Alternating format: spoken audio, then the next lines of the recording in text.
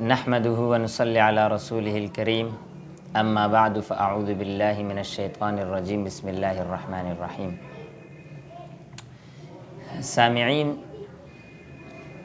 جیسا کہ آپ حضرات کے علم میں ہے کہ سیرت طیبہ کے عنوان سے ہم بات کر رہے ہیں، اور اس وقت سیرت طیبہ میں ہم چل رہے ہیں سن 10 نبوی میں۔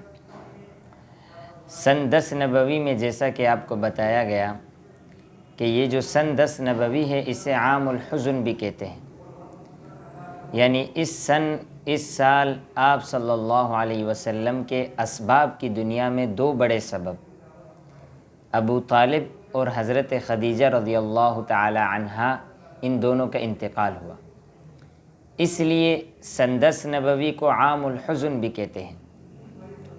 جب آپ صلی اللہ علیہ وسلم مکہ مکرمہ میں آپ نے دعوت کا کام دیا، دعوت آپ نے لوگوں کو دیا، تو بالآخر آپ کے دل میں یہ بات آئی، آپ نے کہا کہ اب میں مکہ مکرمہ سے باہر اسلام کی اور دین کی دعوت دوں۔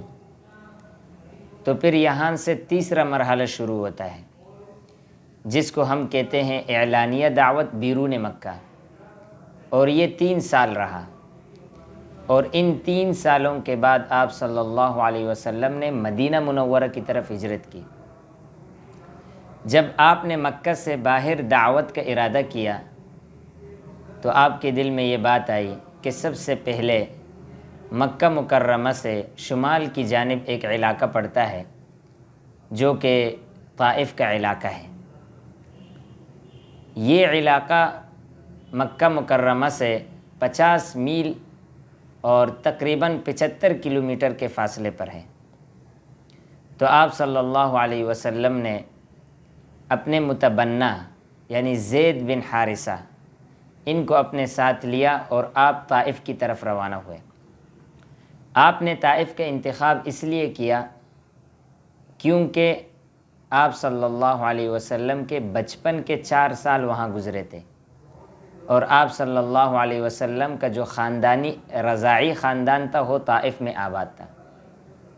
تو آپ نے فرمایا کہ ممکن ہے کہ اس رشتے اور اس خاندانی رشتے کی وجہ سے ان کے دل میں میری بات اتر جائے اور اسلام میں داخل ہو جائے۔ تو آپ صلی اللہ علیہ وسلم طائف کے لیے چلے گئے۔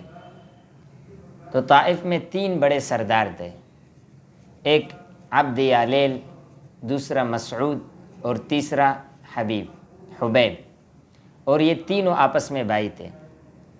تو آپ صلی اللہ علیہ وسلم ان کے پاس چلے گئے اور ان کو دین کی دعوت دی۔ آگے سے انہوں نے مختلف جوابات دیے۔ ایک نے یہ کہا کہ نعوذ باللہ، اللہ کو آپ کے سوا کوئی نہیں ملا پیغمبری کے لیے، کوئی اور نہیں ملا۔ اور دوسرے نے یہ کہا کہ اگر آپ اللہ کے آخری رسول ہیں تو یہ بیت اللہ کی توہین ہے۔ اور تیسرے نے یہ جواب دیا کہ اس بارے میں میں خاموشی اختیار کرتا ہوں۔ انہوں نے اسلام کی دعوت کا انکار کیا، اور فقط یہاں تک انہوں نے بس نہیں کیا، اس انکار کر لینے کے ساتھ انہوں نے طائف کے اوباش لڑکوں کو آپ کے پیچھے لگا دیا، جو آپ صلی اللہ علیہ وسلم کو پتھر مار کر طائف سے انہوں نے نکالا، یہاں تک کہ آپ کے جوتے مبارک لہو لہان ہو گئے اور آپ زخموں سے چور ہو گئے۔ زید بن حارثہ، بخاری شریف کی روایت ہے کہ زید بن حارثہ آپ صلی اللہ علیہ وسلم کو بچاتے تھے پتھروں سے، یہاں تک کہ ان کو بھی کئی زخم لگ گئے۔ بالآخر آپ صلی اللہ علیہ وسلم طائف سے نکلے نا امید ہو کر، اور پھر مکہ مکرمہ کی طرف روانہ ہو گئے۔ مکہ مکرمہ آتے ہوئے درمیان میں ایک علاقہ آتا ہے جسے قرن المنازل کہتے ہیں۔ یہاں ایک باغ تھا جو کہ عتبہ اور شیبہ کا تھا، انگور کا باغ تھا۔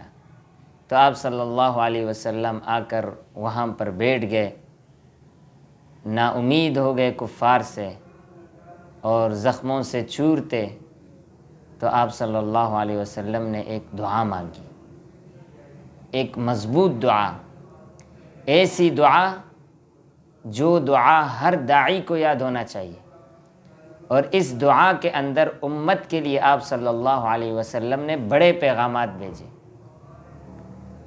آپ صلی اللہ علیہ وسلم نے دعا مانگی اور فرمایا اللہم اشکو الیک ضعف قوتی وقلت حیلتی وہوانی علی الناس یا ارحم الراحمین انت رب المستضعفین الی من تکلنی الی بعید یتجہمنی ام الی عدو ملکتہ امری ان لم یکن بک علی غضبی فلا ابالی غیر ان عافیتک اوسع لی اعوذ بوجہک الذی اشرقت لہ الظلمات وصلح علیہ امر الدنیا والآخرہ من ان ینزل بی غضبک او یحل علی سخطک وَلَكَ الْعُتْبَى حَتَّى تَرْضَى وَلَا حَوْلَ وَلَا قُوَّةَ إِلَّا بِكَ۔ اس دعا کے اندر آپ صلی اللہ علیہ وسلم نے اس ظاہری ناکامی کو یہ نہیں کہا کہ یہ اللہ کی طرف سے، یہ اپنی کمزوری کو ظاہر کیا، اللہ میں اپنی کمزوری تیرے سامنے بیان کرتا ہوں۔ یہ دعا آپ صلی اللہ علیہ وسلم نے جب مانگی، اللہ کو اتنا پسند آیا کہ اللہ تعالیٰ نے فوراً جبریل کو بھیجا۔ جبریل آ گئے اور کہا کہ اللہ کے نبی، اگر آپ کا حکم ہو، پہاڑوں کا فرشتہ میرے ساتھ موجود ہے، میں اس طائف کو 2 پہاڑوں کے درمیان پسل دوں۔ بخاری شریف کی حدیث میں آتا ہے کہ آپ صلی اللہ علیہ وسلم نے دیکھا کہ جبریل کے ساتھ وہ موجود تھے، تو اس فرشتے نے بھی سلام کیا اور کہا کہ اللہ کے نبی، آپ صرف حکم کریں، میں مکہ اور طائف دونوں کو ان پہاڑوں کے درمیان پسل دوں گا، تہس نہس کر دوں گا۔ آپ صلی اللہ علیہ وسلم نے فرمایا کہ نہیں، شاید اللہ تعالیٰ ان کی اولاد میں ایسے لوگ پیدا کرے جو اسلام کے لیے، دین کے لیے خدمت کریں، اور بالآخر یہ دعا قبول ہو گئی۔ انہی کی اولاد میں سے محمد بن قاسم آیا جس نے سندھ کو فتح کیا، اسی طائف کے اولاد میں سے تھا، انہی لوگوں کی اولاد میں سے تھا۔ تو آپ صلی اللہ علیہ وسلم انگور کے اس باغ میں زید بن حارثہ کے ساتھ آرام فرما رہے تھے، سکون کر رہے تھے، اتنے میں ان 2 سرداروں نے آپ کو دیکھا، عتبہ اور شیبہ۔ ان کا ایک غلام تھا عداس نامی، جو کہ عیسائی تھا۔ انہوں نے اس کو کہا کہ یہ انگور کا ایک گچھا لے جائیں اور وہ شخص جو بیٹے میں زخمی حالت میں، ان کو دے کر آ جائیں۔ تال میں ڈال کر دے دیا۔ تو عداس چلے گئے آپ صلی اللہ علیہ وسلم کے پاس اور اس انگور کے تال کو آپ کے سامنے رکھا، تو آپ صلی اللہ علیہ وسلم نے انگور توڑ کر بسم اللہ الرحمن الرحیم پڑھا۔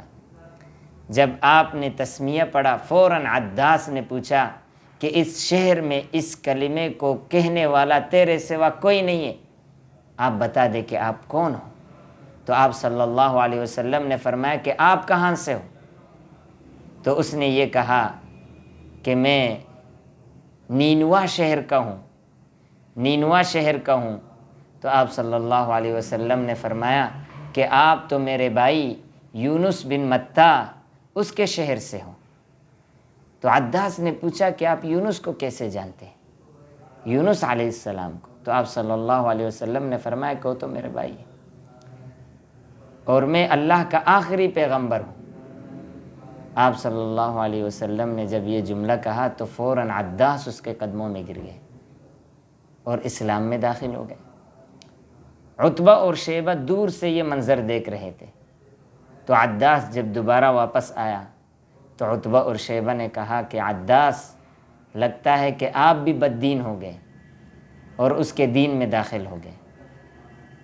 تو عداس نے ان سے کہا کہ میں گواہی دیتا ہوں کہ یہ محمد صلی اللہ علیہ وسلم ہیں اور برحق ہیں، اللہ کے آخری پیغمبر ہیں، ان پر ایمان لے کر آؤ۔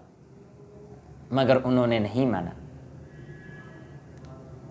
تو آپ صلی اللہ علیہ وسلم پھر یہاں سے چلے گئے۔ آگے چلتے چلتے آپ بطن نخلہ پہنچے۔